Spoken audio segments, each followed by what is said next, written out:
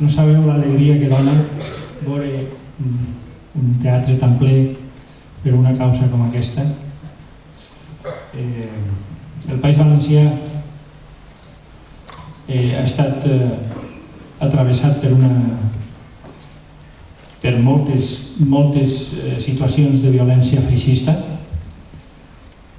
i que això siga recordat trobo que és precís, necessari i no podem perdre de vista totes les coses que han passat a la nostra història i alguns volen amagar, alguns volen soterrar.